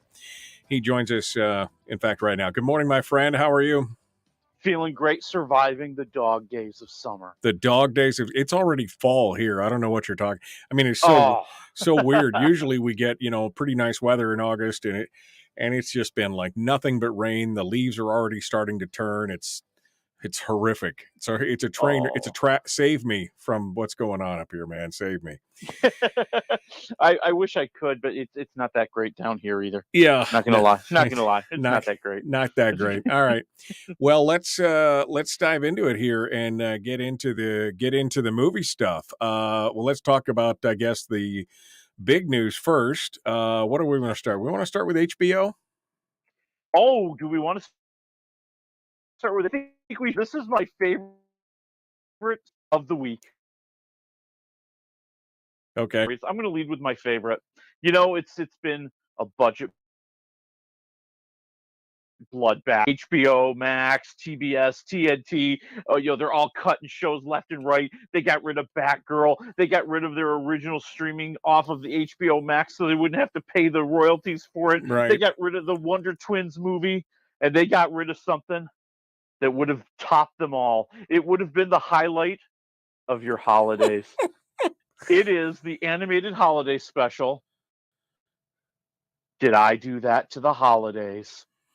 A Steve Urkel story. Now, for those of us who are not Steve Urkel, he's the nerdy kid with the glasses and the suspenders, right? I mean, is that the Urkel that we're talking about? That is the Steve Urkel we were talking about, the legend of Friday Night Funny on ABC and Family Matters. Did I do that? Yes, that's him. That's him. Yes, and matter of fact, now that HBO has pretty much let it loose, the producers are trying to find a new home. And I'm sorry, but why is Disney Plus not coming to calling? Right. I mean, this is perfect for them. Yeah, that would have seemed to be tailor-made for Disney Plus. I mean, that would have been all about it, I would have thought. But there's still time. Yeah. Or you know what they could do is during the 24 hours of A Christmas Story, they could insert this in between showings of the movie. Oh, you know what? That would not be a bad deal. That would not be a bad deal at all. So they're going to go shop it out to somebody else. That's what they're trying to do right now, huh? Yeah. How is there not a bidding war already? How come we are not watching just every streaming service and cable channel and broadcast network? Why aren't they just falling all over themselves to bring us this holiday gem? There should be. I'm just saying right now, there should be there should be. There you go. I'm done. I've got no other words for this. I've never seen a single episode of Family Matters. I've only seen Steve Urkel in memes on the internet. And I've seen the guy all grown up and looking like a hood, so I was just like, it's funny when I think about it, but yeah, that's it. I got nothing else, my friend. Hey, but you know who he is. That's how big I do the know, legend of Steve Urkel is. I do know who he is. So that's the good thing. I know who he is. All right. So that's the big news at HBO. They're just doing shutdowns left and right, although they are not shutting down the new Game of Thrones thing. Now, have you watched any of this yet? Are we going to talk about that tonight? Well, no, I did not get a chance to watch Game of Thrones. I usually watch those things on HBO Max. And did you hear that HBO Max crashed when they premiered Game of Thrones last Sunday? I did not hear that. Oh, yes. Yes, there were so many people trying to access the HBO Max stream that it crashed. And there were some people who had to wait a good 20 or 30 minutes to get on and watch the show that they've been waiting for years now. Oops. And Oops. Yeah, and it was the biggest thing. It's the biggest premiere HBO has ever done. Something like 9.999 million people watched it when you combine the streaming and HBO itself. Holy cow. Yeah, this is big. I mean, I think that's probably the biggest number they've done since The Sopranos, or maybe the Game of Thrones finale. Something like that. No, that's insane. I've heard, and I haven't seen anything yet or anything else, but I saw some chatter on the internet that people were happy with it. Even some of those people who were disappointed with the Game of Thrones finale season, even they were happy with it. Well, give people time because I'm sorry. I just feel like we live in this world now where there are too many people who are trying to be cool by not liking stuff. I Mm-hmm. mean, all the Star Wars shows and movies and everybody always finds a fault with something. Give me a break, man. This Just is like giving away. This is just open up your heart and take it in, man. just take it. Just do it right there. Take it. Okay, well, that's good. I'm excited about that. So we'll see where that goes here sometime in the near future. All right, what's up next? Let's see what else we got. Halloween. Oh, my Halloween. wife, she's probably on the edge of her seat right now, waiting for this information right now. She is so excited about this. Well, we are going to get the movie Halloween Ends, which is promised to be the last in this new Halloween series. I don't believe them because I've been watching Halloween movies since I was a wee little boy, almost 50 years ago. Yeah. Uh-huh. Absolutely. So, Yeah, no, I'm absolutely, yeah. I believe every minute of it. I'm sure it's going to be exactly like they say it's going to be. But here's the cool thing. So, like the one that came out, last year, they are now going to they're going to show the Halloween Ends movie October 14th. You have your Okay. choice. You can see it in theaters, or you could watch it on the Peacock. But when you watch it on the Peacock streaming, you have to be at the paid subscription level of Peacock Premium or Peacock Plus because this is high quality entertainment, people. Okay. You got to buy into that. You don't get to watch it on the free version that has all the ads. No, Right. no. Yeah, no. We just can't do that. No, so but it'll be interesting. I mean, I think this is a great move. I honestly believe that there just aren't a lot of movies where I absolutely 100% must see it in the theaters. I think probably Top Gun or some of the Marvel movies have been like that. But Halloween, yeah, there's some people that want to see it in the theater. Go have fun. There's some people who want to watch it at home, on the streaming. And there's Right. 13 million people who subscribe to Peacock. So it's not like they're going to destroy the box office take on this thing. So, give people a choice. I think it's a fantastic idea. All right. Well, I can't, my wife, she is so excited. I mean, she's literally, I think, got the countdown to Halloween going on right now. She's like, I can't wait she's got a list of scary movies that'll just choke a horse. Nice. She can't wait. That's every year she gets into it. She just cannot wait to get it done. But that's, I guess that's where we're at, right? That's where we're at right now. Hey, that's our next big. Let's face it, that's our next big holiday. This is what we can get geared up for now. Yeah, no, absolutely. I mean, they already. Somebody said that. In fact, I might have mentioned I was walking through the grocery store yesterday or day before, and they literally already had Halloween decorations at 30% off, and I was like, "It's August. How did you?" It's right. I mean, never mind. Okay. I mean, is there anything she would like here? I'm looking through there for her. Is there anything she would like? I don't know. There might be one or two things. Are they decorations left over from last year? Yeah, are they trying? I have no idea, man. I've got no idea. I was like, okay, that's fine. We'll do that. All right. So Halloween, it's gonna be the end. They promise. Right. Okay. I'll believe that. Speaking of big monsters, King Kong. What? Yeah, this was actually big news. Disney Plus announced this week that they are working on bringing back King Kong in a live action, kind of CGI mix series. And they're in the early process of it right now, and it would focus in on like kind of the origin of King Kong, kind of like the 1930s movie King Kong and coming from the mysterious Skull Island. And so I think that's kind of cool. Let's be honest, the King Kong versus Godzilla movie, a couple years ago was maybe one of the best King Kong movies we've seen. And so why not bring him back for the series? Sure. And not to be outdone, Apple Plus is working on a Godzilla series. And pretty soon they're going to get them together and it's going to be Godzilla versus King. Never mind. Again? How many? I got to ask. Yeah.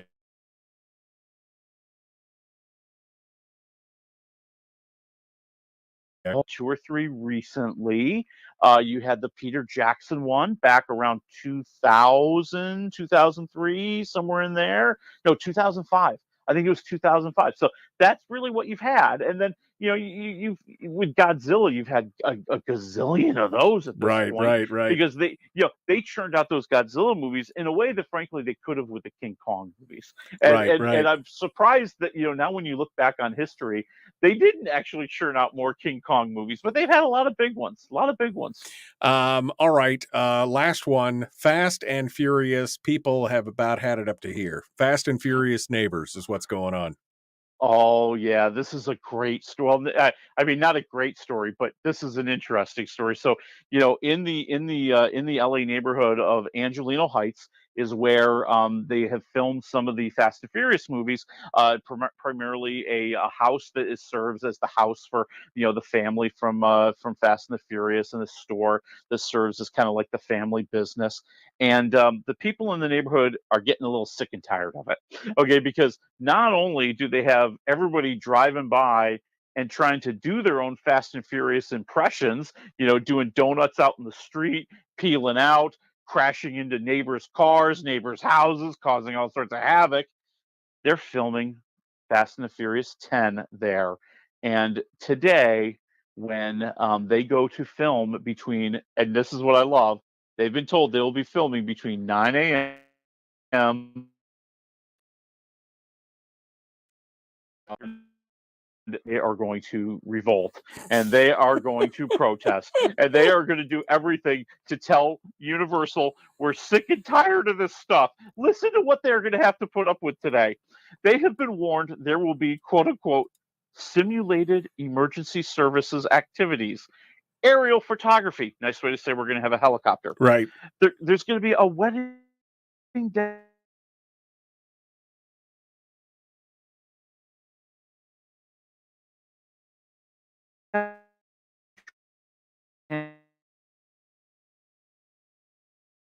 To help, in the sense that they've been paying the neighbors what they refer to as annoyance fees.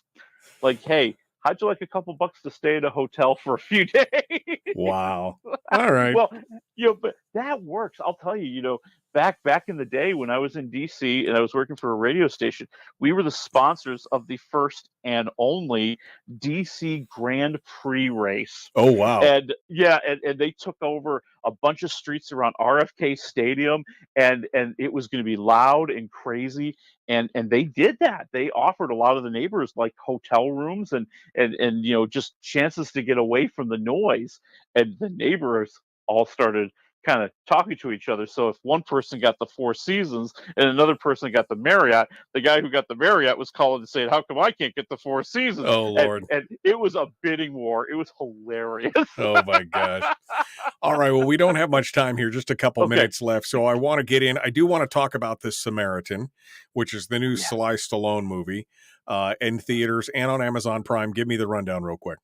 Yeah, so Sylvester Stallone, he plays this superhero, the Samaritan, who mysteriously disappeared years ago when he was fighting his big nemesis, who I think was called Nemesis. Okay. And now a kid in the neighborhood is starting to realize, hey, Sylvester Stallone's the Samaritan.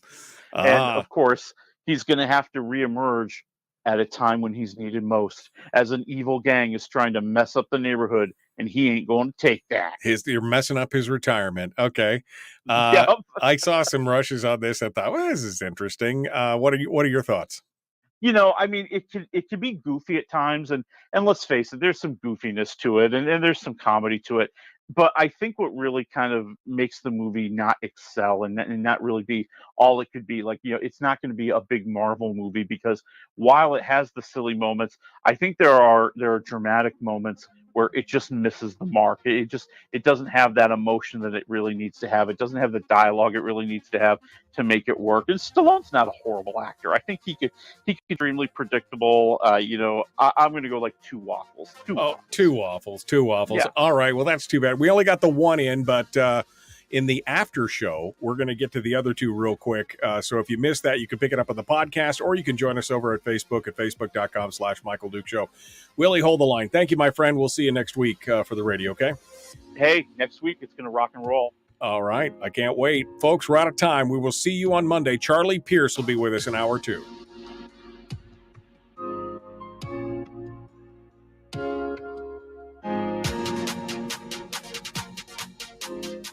All right. Well, yesterday I ran right over the end of the hour. I haven't done that in forever. And so now I'm like totally paranoid about running over the end of the hour. So we did it. We made it with time to spare. But, Willie, that left us with 2 movies to talk about. I really want to talk about Kevin Hart's funny and everything and Me Time and Netflix, but I've also got The Invitation, which has some spooky stuff. Anyway, where do you want to go? You tell me. Which one are we doing first? Let's talk about The Invitation. This is a typical late summer Hollywood, just drop it and see what happens kind of movie. Okay, so you've got this young woman played by Natalie Emmanuel. She was on Game of Thrones, and and she's actually a good actress. I think that I would like to see where her career is going to go when she stops doing things like The Invitation. See, she's a young woman who lost her mother being the only family she knows, and now she's lost in this great big world, and she decides to take a DNA test just to see if there's anybody else out there. Because I got nothing else going on. I thought I'd just take a DNA test, right? And there's a long-lost cousin from Europe who invites her to a lavish wedding. Oh boy. How do I put this nicely? Okay. They're vampires. My DNA test came back and I'm related to vampires. Well, I argue that it was all a setup. Okay. That they found out that they had this orphan that they could take, and they have plans for her. I have plans. We have plans for you, my dear. We have plans for you, my dear. And what really gets me is that this is every vampire movie you've ever seen. First of all, of course they want her to be a vampire. She's hot, and there are only hot vampires. That's a prerequisite. Do you ever see 300-pound diabetes type 2 vampires? I saw one in Blade. I mean, they blew her up with the sun lamp. So I mean, I saw that. Okay, but right. Usually they look like Brad Pitt or European models. Right, I got it. I got what you're saying. Yeah, so that is hilarious to watch, and then of course the Bacchanalia, as we start to realize before she does, she's the target. Yeah, she's the one. Sorry, you're done, sweetie. Yeah. Have a nice day. Yeah. Well, and I don't think I'm giving anything away, but when I say that the movie was originally called The Bride, so that gives you an idea. Okay. That gives you an idea of where this was all going. Yeah. Okay. All right. Change to The Invitation, though. So, I mean, kind of a fun romp, or is it just way too predictable? I'm going 1.5 waffles. It's a PG-13 horror movie. They're not going for a lot of shocks. They're really going more for the jump scares, and there's only so many of those. And come on, we're talking about vampires. It really should be a little nastier. I mean, we don't need Twilight vampires. We need Dracula vampires. Oh man, ouch! Who needs Twilight vampires? That's what I'm saying right now. All right. Well, that leaves us with our last one, which is the new Kevin Hart Netflix show, Me Time. It's Me Time. Yeah, that's right. Kevin Hart playing a stay-at-home dad. He's always taking care of everybody else. He's always got everything organized. But now, for the first time in years, he's got the house to himself. He's got a little me time. And that means he's going to reconnect with his buddy Mark Wahlberg, who's the exact opposite. Who's a wild and crazy guy who's going to take him on some wild and crazy adventures. Of course he is. Yeah. I mean, and if it wasn't Mark and Kevin Hart, this would be just a horrible movie. So wait, is it a buddy movie gone completely wrong, or what's the deal? Well, it's a typical buddy movie. I mean, they're going to go out and there's going to be some wild situations. There's going to be some inappropriate scenarios. We're going to see Mark naked. That's not cool. But, That's not cool, it's man. in the movie, hey, he wants to show everybody he lost all that weight from the Father Stew movie. Okay. And, I guess he couldn't just take out a billboard or something or do it on Instagram. He's got to do a whole movie about it. But I think that, I like the energy from Kevin Hart and I like the energy from Mark. And to be honest with you, the only way a movie like this works is if it is completely unhinged. Like, it really does need to be very gonzo. And I think at least this one tries to be there and gets there sometimes. But I think the problem with it is it starts to fall apart when, well, we start to learn all about what's really going on in Marky Mark's life. And, it gets serious and shouldn't be. Okay. I'm sorry, you just totally lost me with that one. I'm just like, okay, whatever. I'm already asleep over here. So, all right, -1 to 4 waffles on the me time. Yeah, I'm running around 2.5. I'm willing to give it a try. Oh, I'm saying, okay. Wait a minute. Maybe I just needed a laugh. Maybe I just needed to loosen up. But it just hit me right. But right it's the enough. zaniness, and it's the zaniness. You're right. That sometimes there are movies that are like, this movie would be total crap if it wasn't for the actors who were doing it. And sometimes those stars just align just right. Well, they do, and this is probably the last time when I think Kevin Hart and Marky Mark, given their ages, really do a movie like this. It's going to be kind of sad soon. Soon? I mean, now? I mean, then? I mean, then? I mean, whenever? Yeah, no. Okay. All right. So 2.5 waffles. I guess I'm down with that. We can deal with that. All right. Well, Willie, what do we got coming up next week? You said we're going to rock and roll. I knew that was some kind of teaser.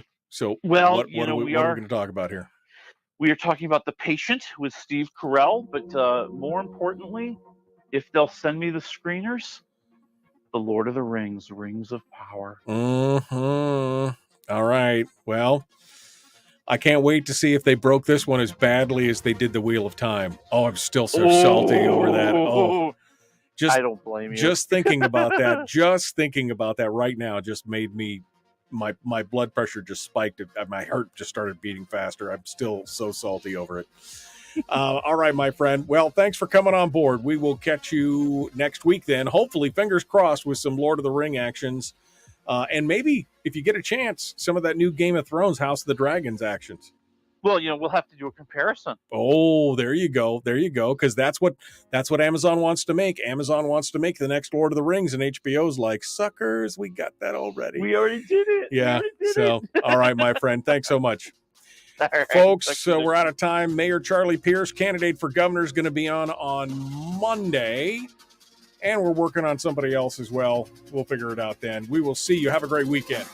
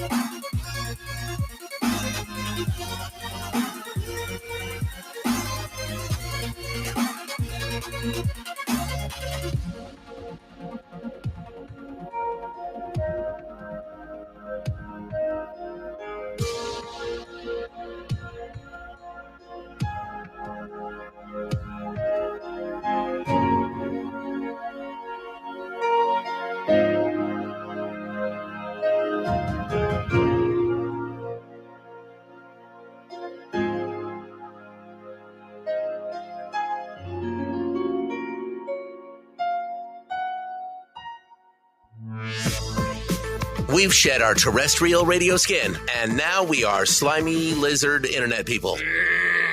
It's the Michael Duke Show.